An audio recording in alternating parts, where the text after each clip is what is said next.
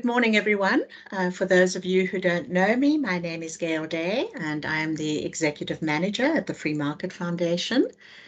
Today, we are launching the first in a series of 8 booklets titled Laws Affecting Small Business. This series was first published by the FMF in the late 1990s.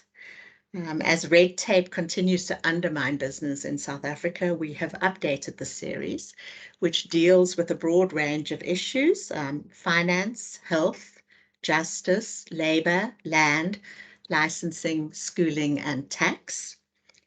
Dawie Roodt, who's an FMF board member and chief economist at the Efficient Group, will be presenting tax today. Thank you, Dawie. Thank you very much, Gail. I just want to see if you're happy with the view that you have of me and if you can hear me fine. Everything okay? Everything looks perfect. Thank you. Okay, and my second question is that everybody has been handed the booklet or has got access to the booklet and the press release. Is that fine as well? They will have both of those items straight after the event. All right. Thank you, Gail. And thank you, everybody, for being here. So my job is to do this presentation on the effect of taxes, especially on smaller companies. And I'm not going to go through the booklet because it's there for you to read, and you can go through that and you can do whatever you want to. So my job is to give a bit of a different angle to tax, especially taxes as far as smaller businesses are concerned, and a few things that I think are important that I would like to highlight. I just want to mention is that I don't 100% agree with everything in the booklet, but I think the reason why we have this discussion is exactly that. It's exactly that, for us to discuss these kind of topics and to see what's the best way going forward, because in the end, what we want to achieve is for the economy to be successful. All right, let me start off by, and Gail also made it very clear that I've got 15 minutes, and I suppose there will be a few minutes after that for questions if there are any. Let me just start off by asking the question, what are the functions of the state? What is the state supposed to be doing? And I think a good philosophical starting point is that the state basically monopolizes violence. The state is a violent organization, and it's only the state that is allowed to be violent. And the state is allowed to be violent because we, the people of the country, gave the state the right to be violent. And there's an agreement between us, the people of the country, and the state, and that is that we will keep on funding the state, provided that the state use this violence available to the state to do certain functions and to do certain things. And also try not to pay taxes, and you will see how violent the state can actually be. So there's a social contract. There's a contract between us and the state, whereby we fund the state. We will not take the law in our own hands. We will expect and we will fund the state in order to make sure that law and order prevails. So that is a so-called social contract or a social pact. And just by the way, the president in the State of the Nation address in February this year promised us that in 100 days there will be a new social contract, and I think we're probably 300 days away from that, and we're still waiting for the new so-called social contract. Nevertheless, so what is the function of the state? What is the state supposed to be doing? And there are a few things that the state are supposed to be doing, and I guess that really depends on your ideological beliefs. But this is what I believe in, and this is more or less, I guess, what the Free Market Foundation stands for as well. First of all, the primary function of the state is to protect us. The primary function of the state is to protect the people of the country and to protect their property. The state must make sure that I'm safe. The state, and that's the social contract, by the way, and the job of the state is to make sure that my stuff is safe as well. Therefore, functions like, for example, defense and the police are typical functions, primary functions of the state. That is what they're supposed to be doing. But there are some other functions of the state as well. One is for the state to provide an independent judiciary. So the state is supposed to enforce contracts, and that's what an independent judiciary, basically what the function of the independent judiciary is as well. And that's another primary function of the state. And depending on your ideological beliefs, you can go further and say and argue that the state should be responsible for other things as well, like, for example, certain infrastructure. And I'm happy to go along with that because the nature of certain infrastructure is such, and a very good example are highways. Highways is a typical example of a natural monopoly, and the natural monopoly is, for example, infrastructure where you can't get proper competition. Another good example is the transmission lines of Eskom, which is probably not, and I don't think it should be privatized. I think that should remain in the portfolio of Eskom. The state should remain the owner of these transmission lines, because it's very difficult. It's possible, and I don't want to go in a debate here with my colleagues at the FMF, but those are typical infrastructure that the state can and perhaps should provide, because normal competition is not possible in those kinds of infrastructure. But for other things, other kinds of infrastructure, like, for example, the provision of internet, that is something that the private sector can typically do quite well. Then, before I get to the various taxes, I just want to make one or two comments as far as the state's finances are concerned, as we know where the state is today. Now, in the short term, there is some good news. There is some good news because of high commodity prices. We are major exporters of commodities in South Africa. We're exporting a lot of palladium, platinum, coal, and stuff like that. And because of that, the Minister of Finance is, of course, getting a lot of taxes from the mining houses, and the tax revenue at the moment is much better than originally expected. I think it's quite possible that we can see a tax overrun compared to the original budgeted estimates, and we will know a little bit later this month what the Minister of Finance thinks, but I think we're talking in a region of about perhaps 150 billion or even more. Another reason for overrun in taxes is that we're gradually returning to normality, and more individuals are starting to get some of their old jobs back.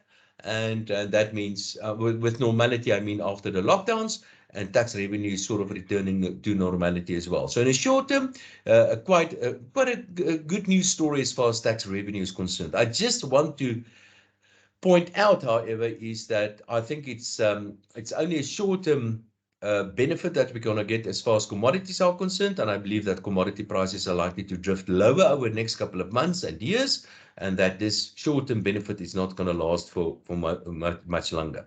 The state's finances in South Africa is heading for a disaster. Currently, state debt relative to GDP exceeds 70% to GDP. That's normal state debt. I'm talking about the so-called central government.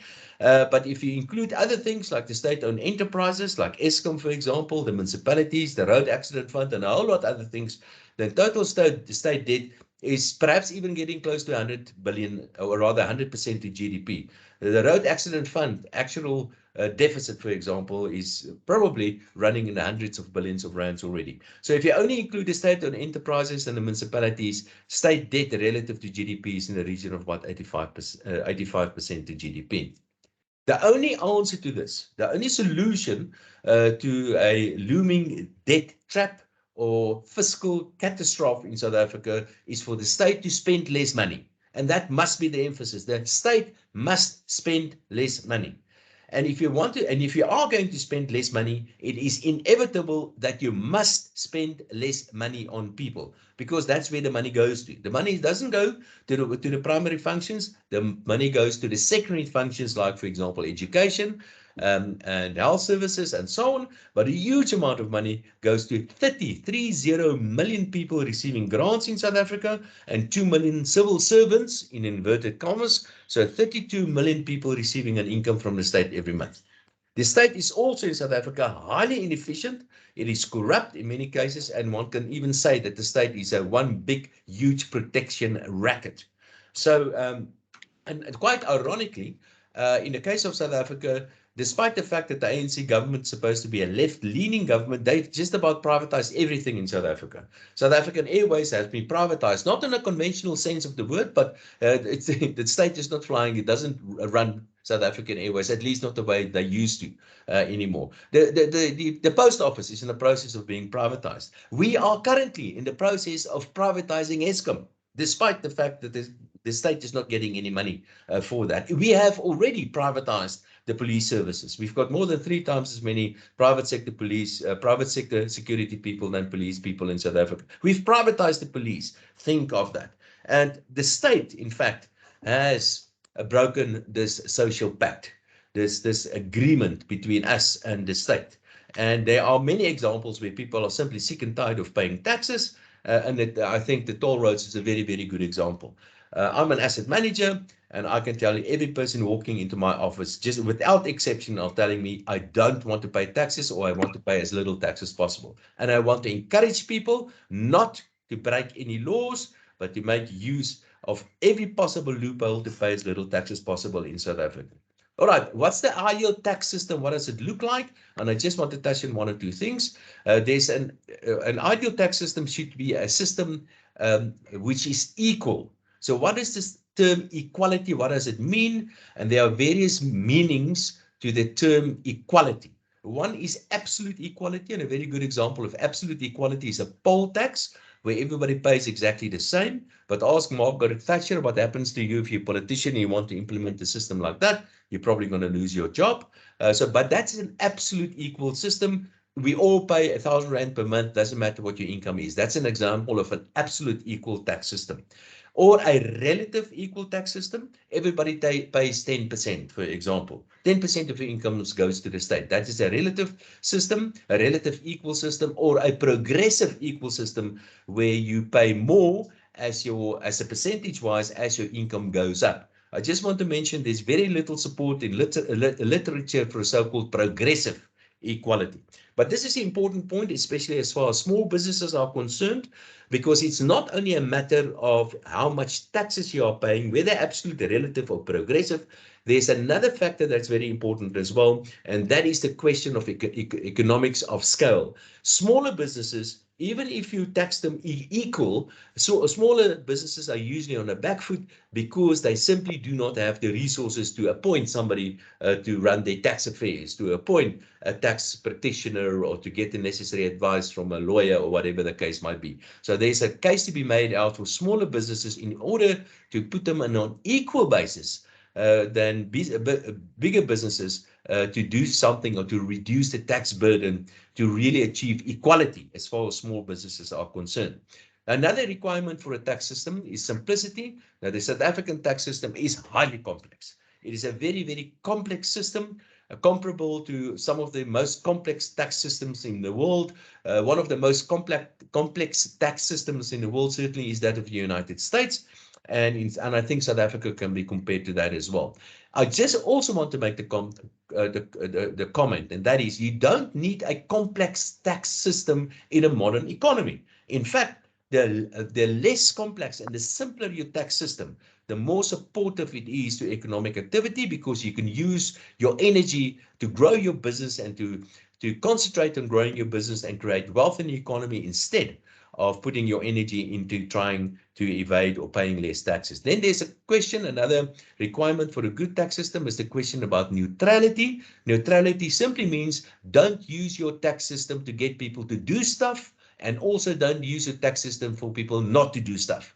So that means that no exceptions. If you have a certain tax, apply that tax. Don't get people, don't, for example, implement a tax on tobacco or on alcohol because you're trying to use taxes to get people to drink and smoke less. That's not your job as the politician. That should be left to the individual to decide whether they want to pay those kind of tax, whether they want to smoke or drink or whatever the case may be. I also want to make the comment about capital taxes. Capital taxes are immoral taxes because they are double taxation and they are taxes on inflation. Now, two examples, and there are some other examples. Capital gains tax is nothing but a double tax because you're paying taxes on assets on which you've paid taxes already, firstly, and secondly, you're basically paying taxes on inflation. Capital gains taxes are immoral taxes, and capital taxes are immoral taxes and should be scrapped. Some other comments? And now, I guess some people, especially my colleagues at the FMF, their hair's going to stand up straight now for what I'm going to say. Small companies are not important. Small companies are not important. They are not important because they don't employ people, they don't pay taxes, they don't generate so much economic activities. But small companies are important for one reason, and one very important reason, because small companies eventually become medium-sized companies and eventually become big companies. And that's why it is so important to create an environment where smaller companies can establish themselves and where smaller companies can grow into important mid-sized and bigger companies as well. Small companies also hardly pay any taxes. if you look, for example, at company taxes, 2/3 of all company taxes are paid by fewer than 1,000 companies in South Africa. So we can just as well, because small companies, they pay a relatively small amount of taxes, and the kind of taxes that are there on smaller companies is more of a hindrance than anything else, because it's not a major source of revenue to the state. We can just as well remove the burden on smaller companies and make sure that they get the opportunity to grow into bigger companies and becoming far more important to the economy as well. Also keep in mind, there are many hidden taxes that we don't even that we're not even aware of. A very good example is Eskom. Eskom basically is a hidden tax. It's a hidden tax because we have to pay more for electricity than would have been the case if we used the private sector, for example, and that's not even included in calculations of taxes. Another good example is security. The state is still supposed to provide us with security, and they just don't, and we need to provide that security out of our own pockets. Like I've also meant that the tax system is highly complex, and if you need a tax advisor in any tax system, then your tax system is too complicated. That's a simple rule of thumb. All of us are actually forced by SARS to be officials of SARS. So the cost of SARS, the collection cost, is basically shifted to the private sector. And keep in mind that the state is basically monopolizes violence, and they force us to collect taxes on behalf of SARS.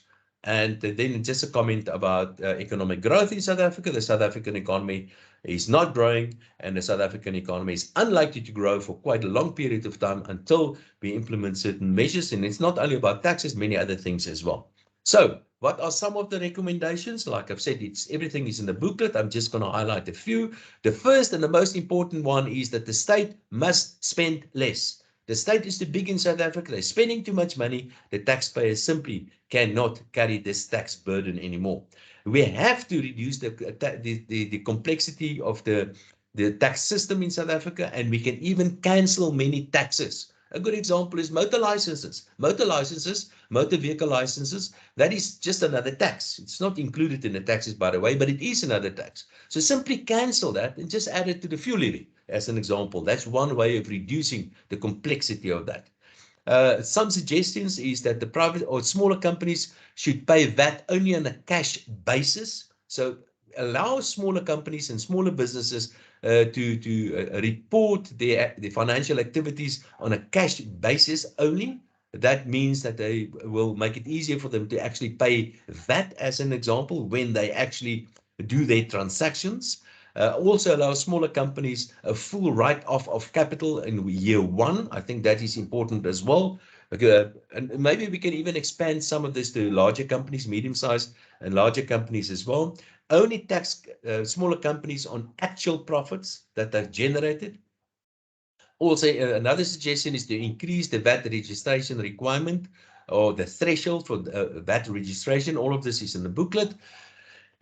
Allow the acceptance of invoices from not VAT registered small companies for VAT invoices for bigger companies, as an example. Increase estate duty exemption. In fact, I will abolish estate duty because it's a tax on capital. It's an immoral tax, but it's especially cumbersome and problematic for smaller companies, because quite often we're talking about family businesses, and there's a huge tax to be paid on the estate. If on the deceased estate, quite often it leads to the liquidation of smaller companies because they simply cannot afford it. Increase the threshold for the skills levy, or perhaps we should even scrap that. Look at the efficiency of the SETAs. They're certainly not doing what they're supposed to be doing. And also suggesting that we make certain adjustments for all of these various brackets and thresholds to account for inflation. So don't adjust it every year in the budget, as an example. Simply link that to the CPI and to make a natural adjustment every year without the minister having to make any announcement specifically. And another final announcement, or another final recommendation that I just want to highlight also, is to reduce the number of tax brackets. We can reduce the number of tax brackets quite significantly. In the case, the suggestion of the FMF is to reduce it only to 2. My suggestion will be to reduce it for 3 in total for all income category. I'm talking about personal income taxes. Only three income tax brackets is possible in the case of personal income taxes. Okay, there you have it. I'm sorry, Gail, I went over my time a little bit, but there are the total, just a few words as far as the taxes are concerned, and of course our suggestions on some amendments that we propose on taxes on smaller companies. And I'm happy to take any questions if there are any. Thank you very much indeed, Dawie. If anybody has a question, perhaps you could put up your hand and unmute yourself and ask your question.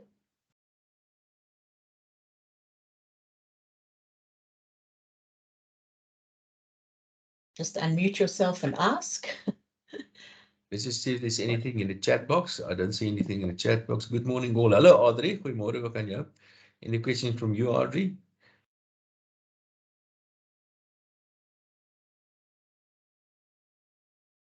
Okay, so Gail, I think we will make this available, and I think we have to debate this as well.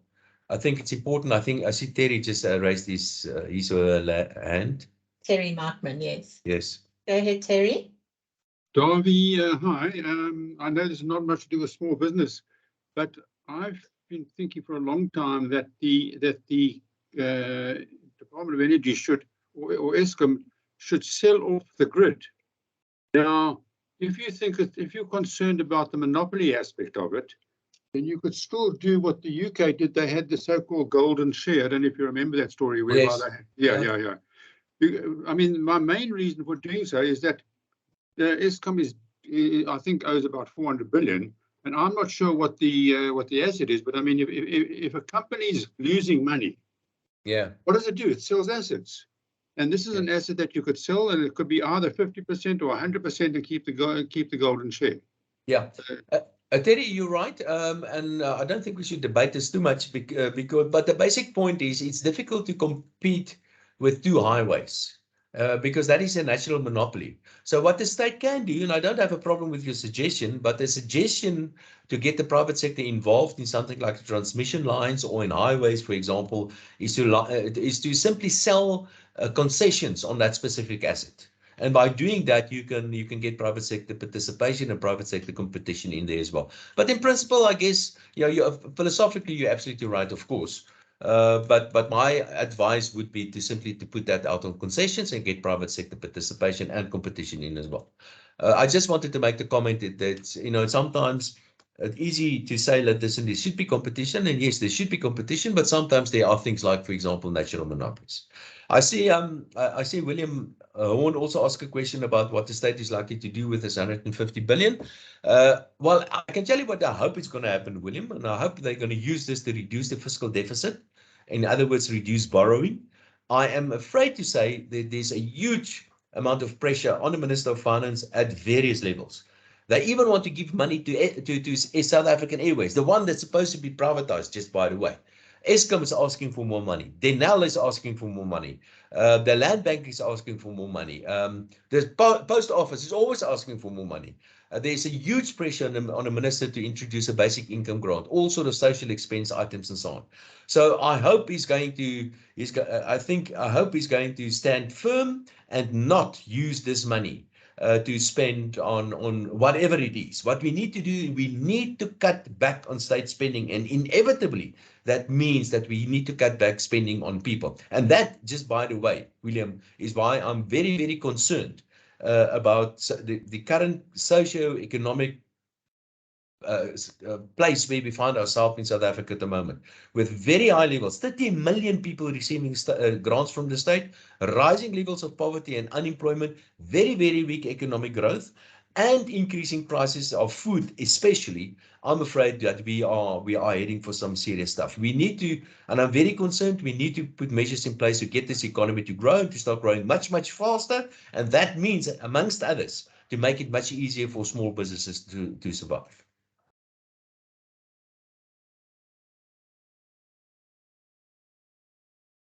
Okay, there's another one from Audrey. Thanks, Audrey. This is a good one. Will the restructuring of the boards of the SOEs may solve the problems such as load shedding? I think no. I think I've got an idea. I know how this whole movie is going to play out, the Eskom thing. And all you need to do is simply look at what's been happening to South African Airways. South African Airways has had 10 turnaround plans, 10 turnaround strategies. I don't know how many when Pravin Gordhan was there. And I think part of the problem is Pravin Gordhan, by the way. He's a communist and he's trying to fix things according to the Communist Handbook. And the Communist Handbook simply tell you that you have to see what the problem is, identify the problems, appoint committees, give the committees money, and the committees will go and implement the plan, and the plan will work, and the problem will go away. That's basically the short answer to the Communist Handbook. It never worked. They've tried it for 10 times at South African Airways, and the end result was that South African Airways was simply run into the ground financially and operationally. And it was privatized in a way. It was privatized in a way. And that's exactly what's going to happen to Eskom. It doesn't matter who you put there on the board of Eskom. Eskom is financially and operationally simply unsalvageable. Eskom is in, and it will come to an end the same way that it's going to come to an end as South African Airways. The best approach to Eskom is to treat it like a private sector company.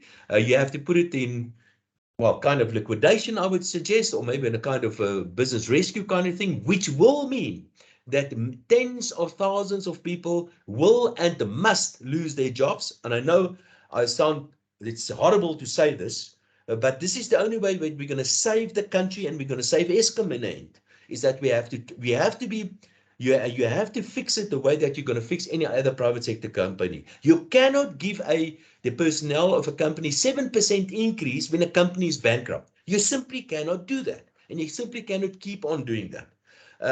So what's going to happen to Eskom, and it doesn't matter what you do to the board, what is going to happen to Eskom, because that's what's been happening to the other state-owned enterprises, it is going to get privatized, whether the government likes that or not, because it has been run into the ground, and the only way that you can get those kind of services is for a private sector to provide that. And that's what's going to happen to Eskom as well in the end.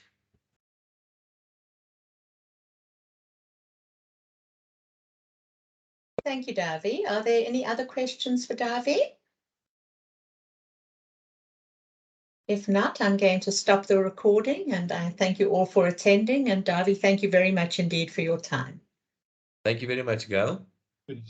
I hope I'm not too much in trouble. Not with us. Bye-bye. Thank you. Bye-bye.